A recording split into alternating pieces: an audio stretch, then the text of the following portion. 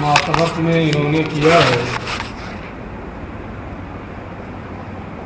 مشترک کے معانی میں سے کوئی ایک معنی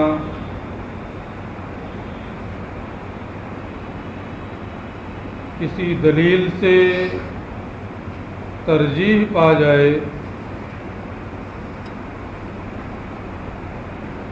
تو اسے مؤول کہا جاتا ہے، دلیل ظنی سے یا قیاس سے کوئی ایک معنی راجح ہو جائے تو اس کو مؤول کہتے ہیں۔ کبھی ایسا بھی ہوتا ہے کہ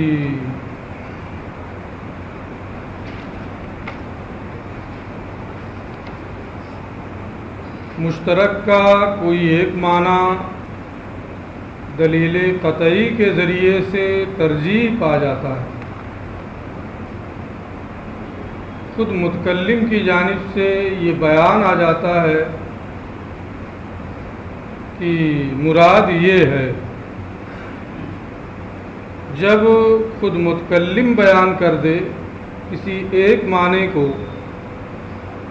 دلیل قطعی سے مشترک کے معانی میں سے کسی ایک معنی کی ترجیح ہو جائے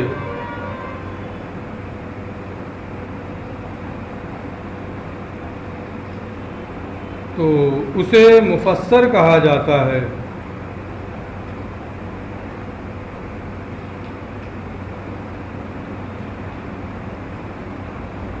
اسی کو یہاں یہ بیان کر رہے ہیں کہ اگر مشترک کے معانی میں سے کوئی ایک معنی، بعض معنی یعنی ایک معنی راجح ہو جائے بے بیان من قبل المتکلم، متکلم کی جانب سے بیان کے ذریعے، یعنی خود متکلم صراحتاً اپنی مراد بیان کر دے، کانا مفسراً تو وہ مشترک مفسر ہو جائے گا۔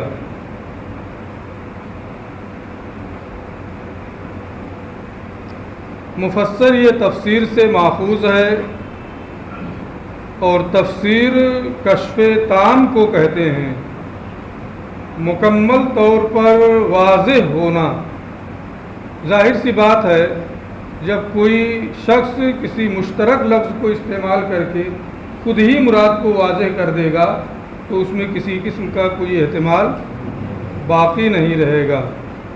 اس لیے یہ دلیل قطعی کے ذریعے سے مفسر میں مشترک کے کسی وجہ کو بیان کرنا ہوتا ہے، اور جب بیان آ جائے تو قطعی اور یقینی طور پر اس کے مطابق عمل کرنا واجب ہوتا ہے۔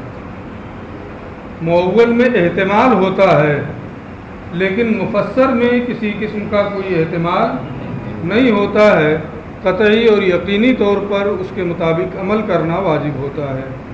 وہ حکمہ انہ یجب العمل بہ یقیناً، اور مفسر کا حکم یہ ہے کہ اس کے مطابق قطعی اور یقینی طور پر عمل واجب ہوتا ہے، اس میں جانب مخالف کا کوئی احتمال باقی نہیں رہتا ہے۔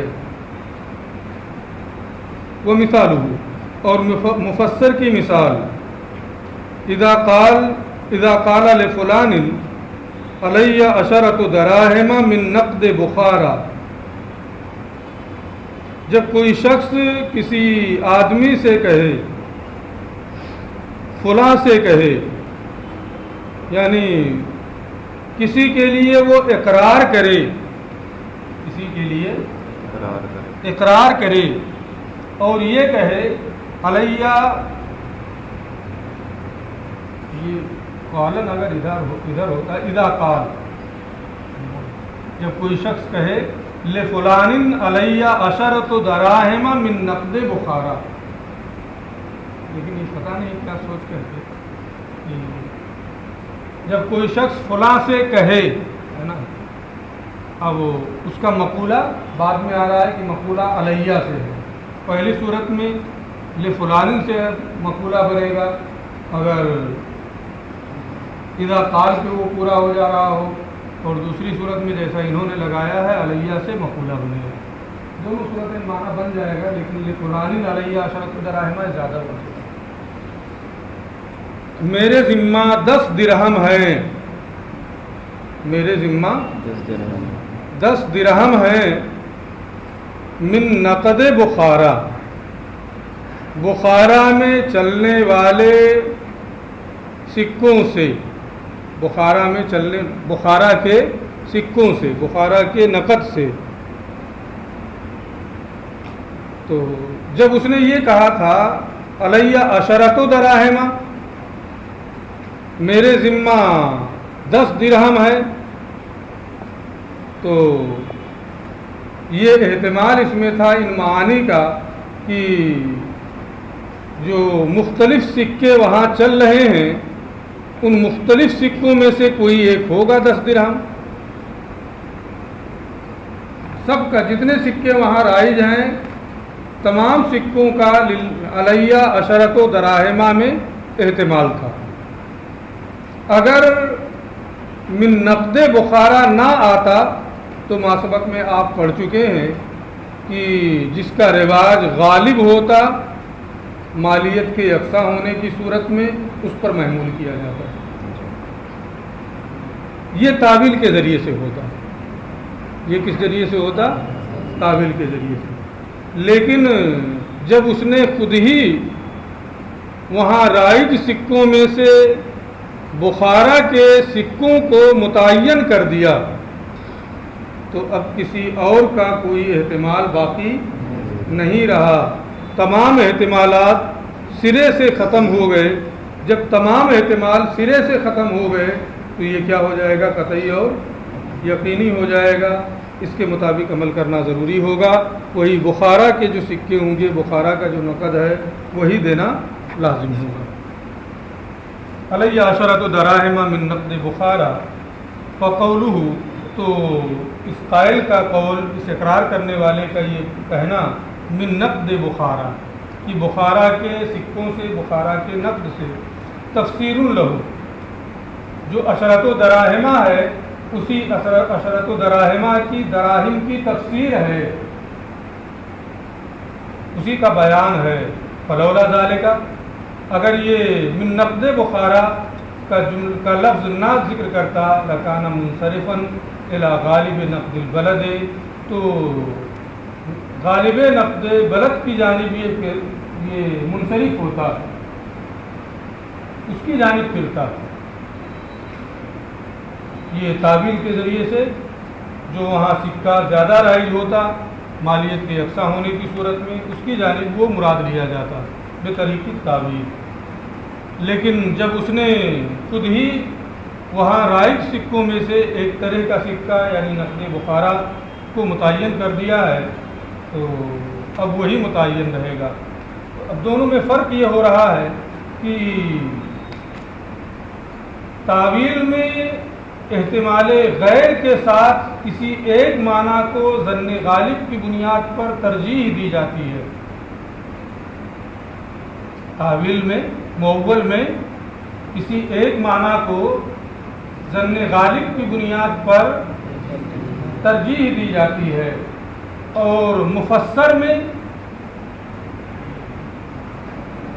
کسی قسم کا کوئی احتمال نہیں ہوتا ہے، بیان متکلم ہی کی بنیاد پر ایک معنی راجح ہوتا ہے.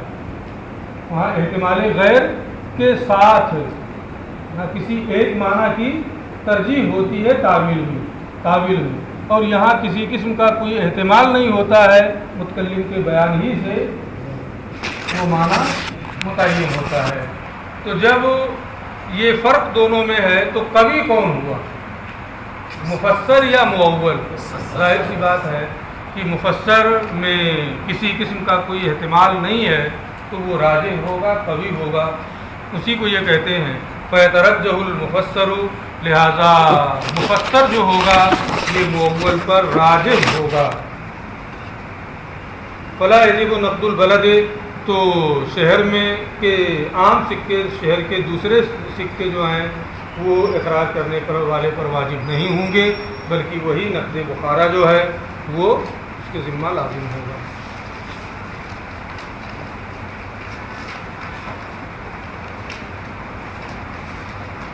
فصل فی الحقیقت والمجاز، یہ فصل حقیقت اور مجاز کے اعتبار سے ہے۔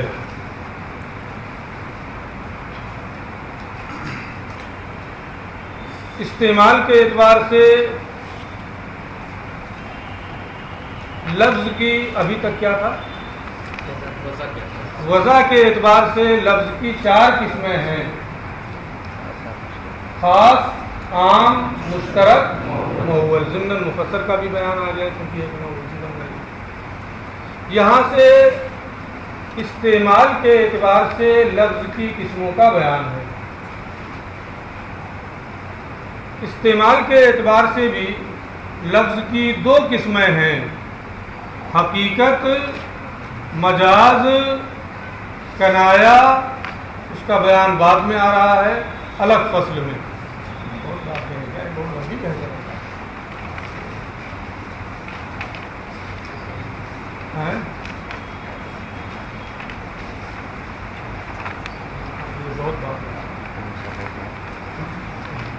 استعمال کے اعتبار سے لفظ کی 4 قسمیں ہیں: حقیقت، مجاز، صریح اور کنایا۔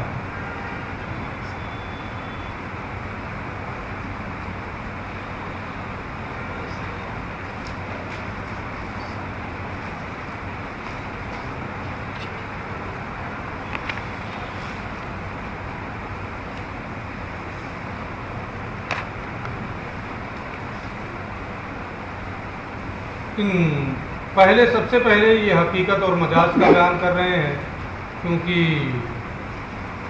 حقیقت یہ اصل ہے، جو اصل ہے اس کو سب سے پہلے بیان کر رہے ہیں۔ حقیقت اور مجاز دونوں کو ایک ساتھ بیان کر رہے ہیں، صریح اور کنایا کو ایک ساتھ بیان کریں گے۔ اس کی وجہ یہ ہے کہ بغیر کسی قرینہ سے حقیقت کو سمجھا جاتا ہے اور کسی علاقے کی بنیاد پر مجاز کو سمجھا جاتا ہے، تو دونوں میں ایک گنا مناسبت ہے، اس لیے دونوں کو ایک ساتھ یہاں پر ذکر کیا ہے۔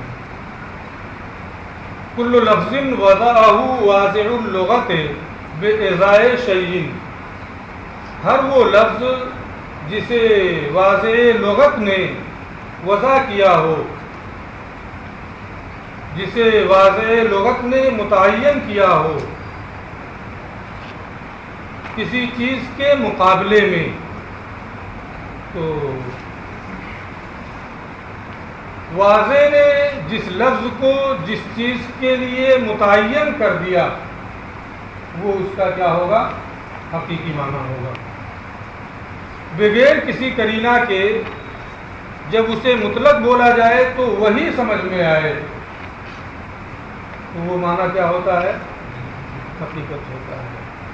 جو بغیر کسی واسطے کے بذات خود جس چیز پر لفظ کی دلالت ہوتی ہے اسے حقیقت کہتے ہیں۔ کل لفظ وضعہ واضع اللغت، ہر وہ لفظ جسے واضع لغت نے، لغت کو وضع کرنے والے نے کسی چیز کے مقابلے میں وضع کیا ہو، متعین کیا ہو، تو جس کے لیے اس نے متعین کر دیا وہ معنی کیا ہوگا؟ حقیقت ہوگا۔ جیسے اسد کو شیر کے لیے متعین کیا تو اسد کا معنی شیر، یہ کیا ہے؟ حقیقت ہے۔ لیکن اگر کسی علاقے اور مناسبت کی بنیاد پر اس لفظ کو کسی اور معنی میں استعمال کیا جائے، جیسے زید اسد، زید شیر ہے، اس کا معنی یہ تو نہیں ہوا کہ اس کے پنجے ہیں، معنی یہ ہے وہ ہے، بلکہ بہادری میں زید کو اسد کہا گیا ہے کہ شیر بھی بہادر ہوتا ہے، یہ بھی بہادر ہے، تو اس علاقے اور مناسبت کی بنیاد پر زید کو شیر کہہ دیا گیا ہے۔ تو اگر بذات خود لفظ کی اس چیز پر دلالت ہو رہی ہے تو اس کو حقیقت کہیں گے، جس کے لیے لفظ کو وضع کیا گیا ہے، جس کے مقابل میں کسی قرینے کی کوئی ضرورت نہ پڑے تو حقیقت ہے، اور اگر کسی علاقہ اور قرینہ کی ضرورت پڑ رہی ہے اس معنی کو سمجھنے کے لیے تو وہ کیا ہوگا؟ اب انہوں نے تو واضع لغت سے اس کی تخصیص کر دی ہے کہ واضع لغت نے جس لفظ کو جس چیز کے مقابلے میں وضع کیا ہے تو وہ کیا ہوگا؟ حقیقت۔ لیکن عام اصولیین واضح لغت کے وضع کے ساتھ حقیقت کو خاص نہیں کرتے ہیں، بلکہ کبھی واضح صاحب شریعت ہوتے ہیں۔ تو شرع کی جانب سے اگر وضع ہو تو اسے حقیقت شرعیہ کہا جاتا ہے، اور اگر لغت کی جانب سے وضع ہو، کسی لغوی نے وضع کیا ہے تو اسے حقیقت لغویہ کہا جاتا ہے۔ اگر عرفی اعتبار سے کسی لفظ کو کسی چیز کے مقابلے میں وضع کیا گیا تو اسے حقیقت عرفیہ کہا جاتا ہے۔ عرفیہ میں بھی کبھی خاص لوگ اپنے عرف کے اعتبار سے کسی لفظ کو کسی چیز کے مقابلے میں وضع کرتے ہیں، جیسے کلمہ کا لفظ ہے، اسم کا لفظ ہے، فعل کا لفظ ہے، مخصوص لوگوں نے اسے وضع کیا ہے، تو اسے حقیقت عرفیہ خاصہ کہا جاتا ہے۔ اور کبھی ایسا ہوتا ہے کہ عام لوگ بھی کسی لفظ کو کسی معنی کے لیے خاص کر لیتے ہیں، تو اسے حقیقت عرفیہ عامہ کہا جاتا ہے۔ جیسے دابہ، ہر رینگنے والے کو دابہ کہا جاتا ہے، لیکن عام لوگوں نے چوپائے کو دابہ کے لیے خاص کر دیا ہے۔ اسی طریقے سے جلوس کا لغوی معنی بیٹھنا ہوتا ہے۔ جلوس کا کیا معنی؟ بیٹھنا ہے، لیکن پورے قصبے میں گشت کر کے ربیع الاول کے موقع پہ پوری جماعت آ جاتی ہے اور اس کو کیا کہتے ہیں؟ جلوس نکلا ہے۔ بولتے ہیں کہ نہیں بولتے؟ تو جلوس کا معنی تو کیا ہوتا ہے؟ بیٹھنا ہوتا ہے، لیکن آپ سب لوگ گھوم کر کے آ جاتے ہیں کسی بھی تقریب میں اور بولتے کیا ہیں؟ جلوس میں گئے تھے۔ تو گھومنے گیا تھا کہ جلوس میں گیا تھا؟ یہ کیا ہے؟ حقیقت عرفیہ۔ عرف میں اس جلوس کے لفظ کو اسی معنی کے لیے، گشت کرنے کے معنی کے لیے خاص کر لیا گیا ہے۔ اس لیے اگرچہ اس کا لغوی معنی بیٹھنا ہوتا ہے نا، اب اس کا اعتبار نہیں ہے۔ اس طرح کے بہت سارے الفاظ ہیں۔ کل لفظ وضعہ واضح اللغت، ہر وہ لفظ جسے واضح لغت نے کسی چیز کے مقابلے میں وضع کیا ہو، فہو حقیقت لہ، تو وہ لفظ اسی معنی کے لیے حقیقت ہوگا، اسی شے کے لیے جس کے مقابلے میں وضع کیا گیا ہے اس کے لیے کیا ہوگا؟ وہ حقیقت ہوگا وہ لفظ۔ وَلَوِ اسْتُعْمِلَ فِي غَيْرِهِ، اور اگر اس لفظ کو اس معنی موضوع لہو کے علاوہ میں استعمال کیا جائے، کسی قرینے کی بنیاد، کسی علاقے کی بنیاد پر، یکون مجازن، تو وہ مجاز ہے، حقیقت نہیں ہے۔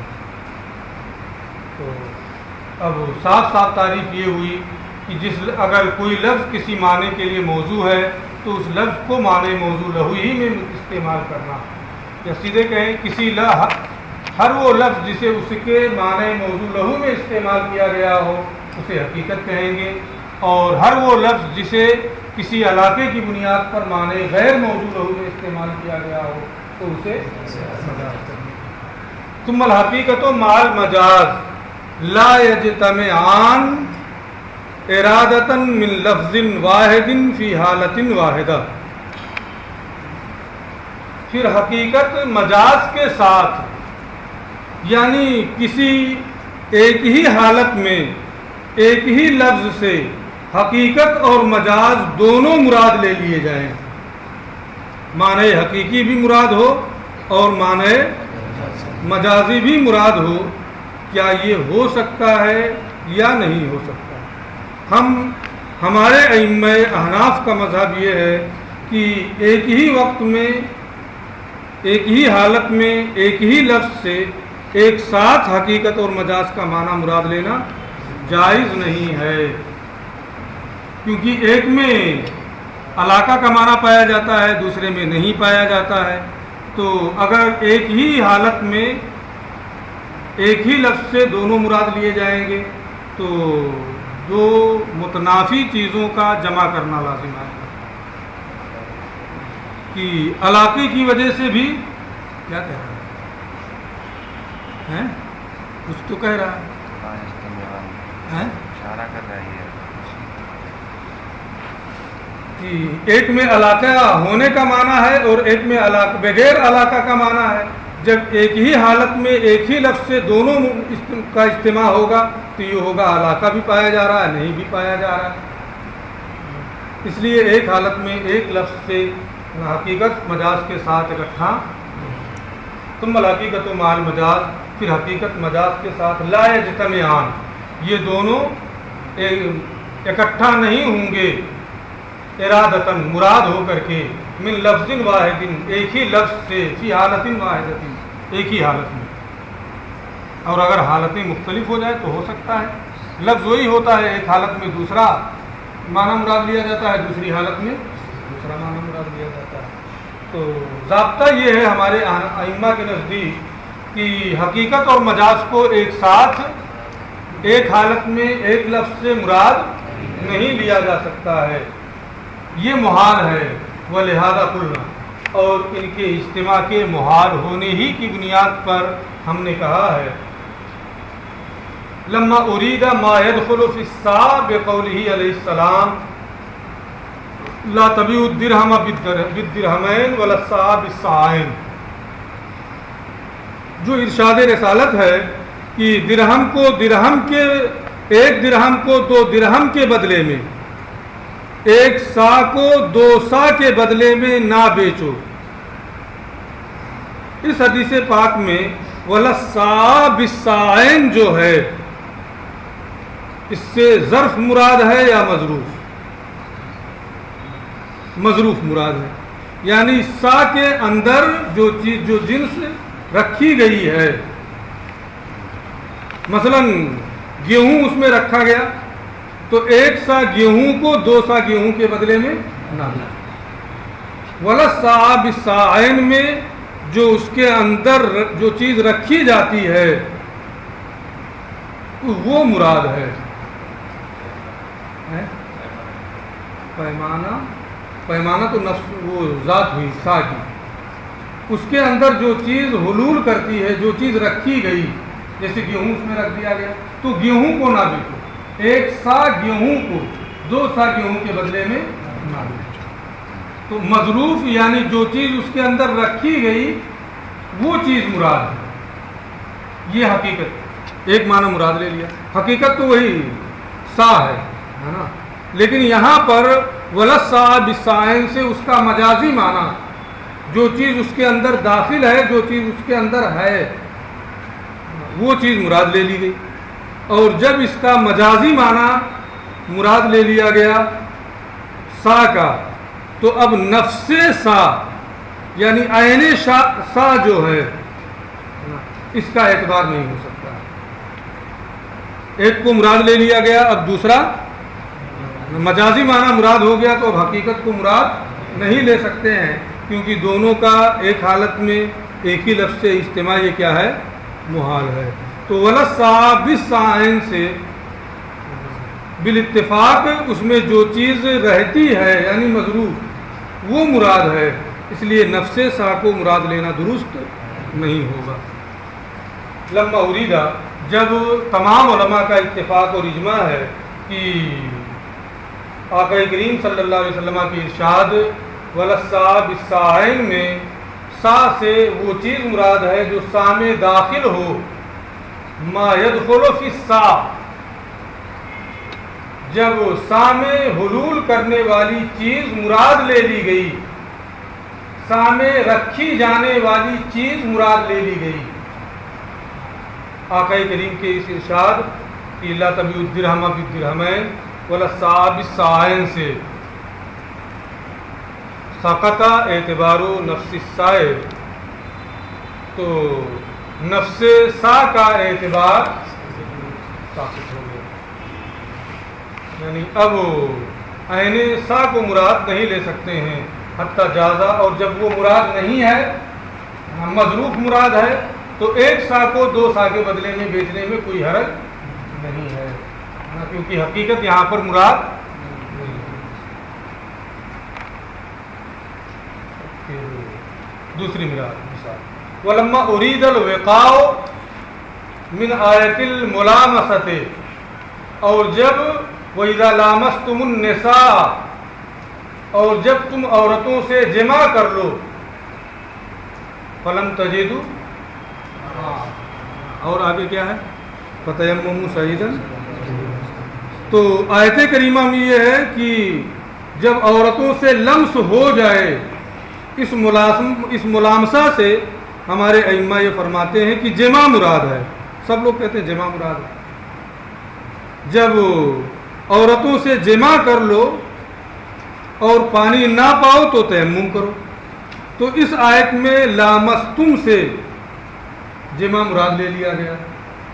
اب جب جمع مراد ہے تو چھونے کا معنی صرف مراد نہیں لیا جائے گا، جب جمع مراد ہے تو صرف چھونے کا معنی مراد نہیں ہوگا، اسی لیے ہمارے ائمہ یہ فرماتے ہیں کہ چھونے سے وضو نہیں ٹوٹے گا، کیونکہ وَإِذَا لَامَسْتُمُ النِّسَاءَ میں لمس کو جمع کے معنی میں لے لیا گیا ہے، تو اب وہ ماس چھونے کے معنی میں نہیں رہے گا۔ تو یہ کہتے ہیں وَلَمَّا أُرِيدَ الْوَقَاءَ، اور جب جمع کو مراد لے لیا گیا آیت ملامسہ میں، وَإِن كُنتُمْ جُنُبًا فَاتَّطَهَّرُوا وَإِن كُنتُم مَرْضَىٰ أَوْ عَلَىٰ سَفَرٍ أَوْ جَاءَ أَحَدٌ مِّنكُم مِّنَ الْغَائِطِ، اچھا أَوْ لَامَسْتُمُ النِّسَاءَ، تو سقط اعتبار و ارادۃ المس بالید، تو ہاتھ سے چھونے کے مراد لینے کا اعتبار ثابت ہو گیا، یعنی ہاتھ سے چھونے سے یہ وضو نہیں ٹوٹے گا۔ اگر کوئی عورت کو ہاتھ سے چھو لے تو چاہے کوئی حائل ہو یا کوئی حائل نہ ہو، اس کا وضو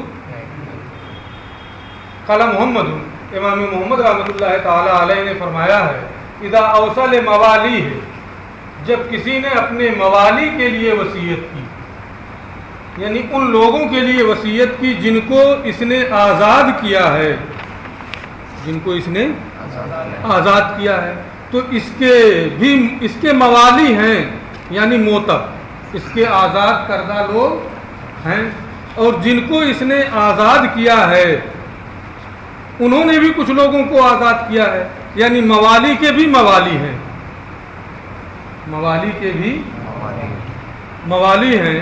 جب اس نے وصیت کی اپنے موالی کے لیے تو یہ وصیت اس کے آزاد کردہ لوگوں کے لیے ہوگی، وہی حقیقت ہے،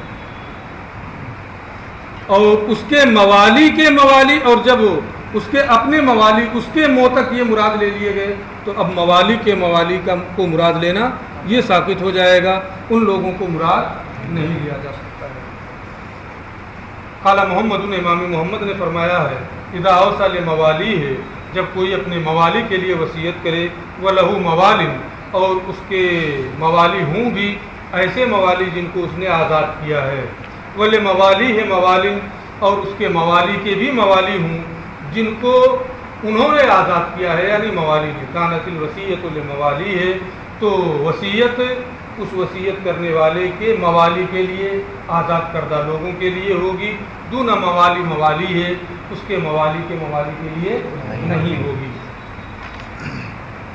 اسی طریقے سے وفی السیر الکبیر، سیر کبیر میں ہے، لو استامن اہل الحرب علی آبائہم، اگر حربیوں نے اپنے آبا کے لیے امان طلب کیا،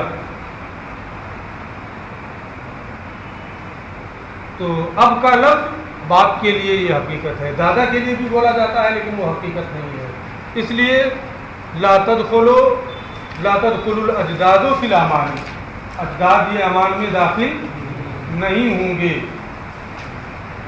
کیونکہ اب کو مراد لے لیا گیا۔ اسی طریقے سے وَلَوْ اسْتَمَعْتَمَنُوا عَلَىٰ أُمَّهَاتِهِمْ، اگر اپنی ماؤں کے لیے ان لوگوں نے امان طلب کیا اور مسلمانوں نے امان دے بھی دیا، لا يثبت الأمان فی حق الجدات، تو جدات کے حق میں امان ثابت نہیں ہوگا، کیونکہ یہ حقیقت میں انہیں پیدا کرنے والی نہیں ہے۔ وَعَلَىٰ هَذَا قُلْنَا، اور اسی بنیاد پر ہم نے کہا ہے کہ حقیقت اور مجاز اکٹھا نہیں ہو سکتے ہیں۔ اذا اوصى لابکار بنی فلان، جب کوئی بنی فلاں کے باقراؤں کے لیے وصیت کرے، باقراؤں کے لیے کوئی وصیت کرے، تو وہ عورت جو زنا کی بنیاد پر جس کا پردہ بکارت ظاہر ہو گیا ہو، جس سے وصی کی گئی ہو، تو وہ اس حکم وصیت میں داخل نہیں ہوگی۔ کیوں؟ اس لیے کہ وہ حقیقت میں باقرہ نہیں ہے، اور ابکار بنی فلاں میں اس کا حقیقی معنی باقرہ ہونا، کنواری ہونا، یہ مراد لے لیا گیا ہے۔ لا تدخل المصابۃ بالفجور، تو زنا کی بنیاد پر جس سے وصی کی گئی ہو وہ اس حکم وصیت میں داخل نہیں رہے گی۔ تو ہو گیا جس کا